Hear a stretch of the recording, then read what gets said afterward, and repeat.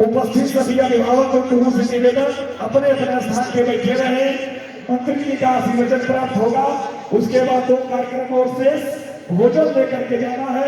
आइए माननीय मंत्री जी का स्वागत हाथ उठाकर के ताली बजा करके कर दीजिए। जोरदार तालियों के बीच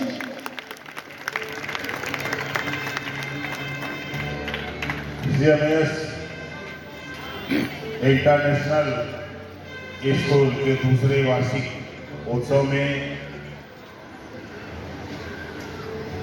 आए हुए अभिभावकगण, प्यारे बच्चे, विद्यालय के प्रिंसिपल और अध्यापकगण, मैनेजर साहब और हमारे प्रमुख जी और साथ में पार्टी के आए हुए नेतागण,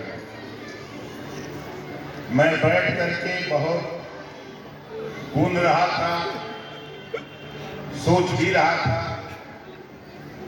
और बच्चों के जो कार्यक्रम हो रहे थे उससे अध्ययन भी कर रहा था। और हमको संचालक महोदय को गागर में सागर भर रहे हैं बैठ के, जब माइक पा रहे हैं तो कुछ न कुछ ही भर ही दे रहे हैं।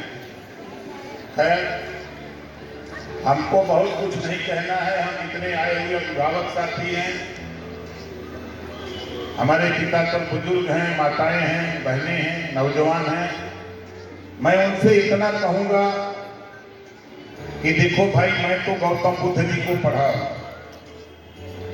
गौतम बुद्ध जी ने कहा है कि बुद्धम शरणं गच्छामि, बुद्धि की शरण में जाओ, धम्मम शरणं गच्छामि, संघम शरणं गच्छामि। वही बात महात्मा ज्योतिबा फूले ने बताया, वही बात सावित्रीबाई फूले ने समझाया, वही बात बाबा साहब डॉक्टर अंबेडकर जी ने समझाया, वही बात पंडित दीनदयाल उपाध्याय जी ने समझाया, वही बात हम आपको भी समझाने का प्रयास करते हैं कि शिक्षा शेरनी के दूध के समान होता है। शिक्षा शेरनी के दूध के समान होता है, जो पी लेता है वह शेर की तरह दहाड़ता है, जो नहीं पी पाता है जानवर की तरह दर दर ठोकर खाता है। बेटा पढ़ता है तो एक परिवार सुधरता है, बेटी पढ़ती है तो दो परिवार सुधरता है। समाज में कुरीति है, हम इस बात को बार बार कहता हूं कि बेटा पढ़ता है तो एक परिवार सुधरता है, बेटी पढ़ती है तो दो परिवार सुधरता है। जब तक बेटी अपने माँ बाप के पास रहती है, मायके में रहती है, तो माँ बाप भाई की सेवा करती है। जब बेटी की शादी हो जाती है, ससुराल जाती है, तो सास ससुर की सेवा करती है, दो परिवार सुधारती है। इस नाते कभी बेटा बेटी में भेदभाव नहीं। जितनी ताकत और ऊर्जा बेटा को पढ़ाने में लगाते हो, उतनी ताकत ऊर्जा बेटी को भी पढ़ाने में लगाओ।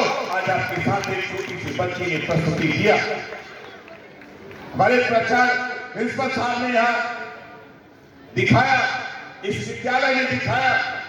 इस नाते हम आपसे इतना कहूंगा कि अभी अरविंद राजभर बता रहे और आप सुन रहे थे, मैं भी सुन करके मुझे भी लग रहा था कि मैंने भी कुछ किया,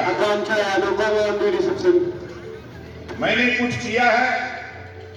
और आपको बता दूं, हम तो लोगों को सिखाते हैं कि हमसे भी सीख लो।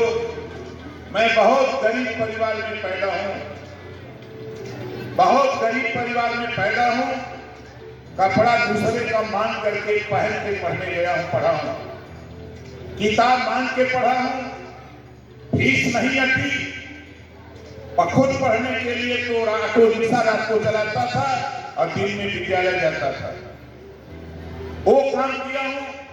परिवार चलाने के लिए जब नहीं कोई जुगाड़ बैठा तो 3 साल कमर्शियल खेती किया, सब्जी पैदा करके मंडी में बेचने का काम किया। चोरी डकैती नहीं किया, ईमानदारी से काम और मेहनत करके किया। उससे भी बात नहीं बनी। जब देखा कि बात कैसे आगे बढ़ेगी तो मैं एक जीप खरीदा और खुद अपने हाथ से जीप चलाने लगा। मेरे साथ एक घटना घटी थी, ऑटो रिक्शा जब चला रहा था, पैसे फीस की आवश्यकता थी, परिवार को भी आवश्यकता थी। मैंने सोचा कि चलो ऑटो रिक्शा में जरा ज्यादा सवारी भर लें। अब ज्यादा सवारी भरने के चक्कर में ओवरलोड हो गए। जो परमिट था टेम्पो चलाने का, हम ओवरलोड सवारी भर लिए। जो अंधरापुर के आगे बनारस में पहुंचे, टीआई महोदय भेज दिए। हमने सोचा कि टीआई महोदय भेज रहे, तब तक हम स्पीड बढ़ा के निकल जाएंगे। हम तो निकल तो गए, लेकिन लहुरा भी अंधरापुर के बीच में टीआई महोदय अपनी बुलेट से जाके घेर लिए प्रिंसिपल साहब। अब घेर लिए और टेम्पू को रोक लिए। सामने लाके उन्होंने बुलेट खड़ी करके मैंने रोक दिया। उसके बाद तुरंत उतर करके टीआई महोदय ने 3-4 झापड़ हमको मारा।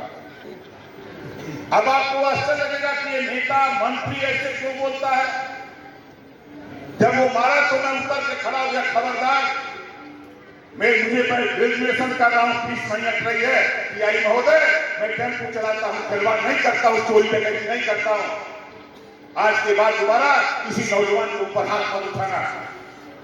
फिर उसके बाद टीआई ने कहा कि गलती हो गई। ये बात कहूंगा, टीआई ने कहा कि बेटा मैं नहीं समझता था कि तुम्हारी ये माली हालत है, गलती हो गई, जाओ टेम्पो लेके। मैंने भी कहा कि आज के बाद ओवरलोड सवारी नहीं करूंगा, ईमानदारी से कमाऊंगा। और ईमानदारी से चला। नतीजा ये निकला साथियों, एक दिन माननीय कांशीराम जी से भेंट हो गई और वही राजनीति की शुरुआत हुई। और उन्होंने कुछ बात बताई, मेरे दिमाग में बैठी।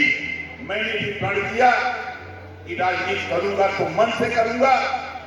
और शुरुआत किया, करते करते 14 साल भगवान राम की तरह कोई गांव ऐसा नहीं छोड़ा। पूर्वांचल के 28 जिले गांव गांव घूम करके लोगों को अलग जगाया कि जागो कभी सवेरा है। और जगा करके वो कुवत पैदा किया कि देश की सबसे बड़ी पार्टी, विश्व की सबसे बड़ी पार्टी भारतीय जनता पार्टी से समझौता करके जब मैं मिनिस्टर बना, शपथ लिया।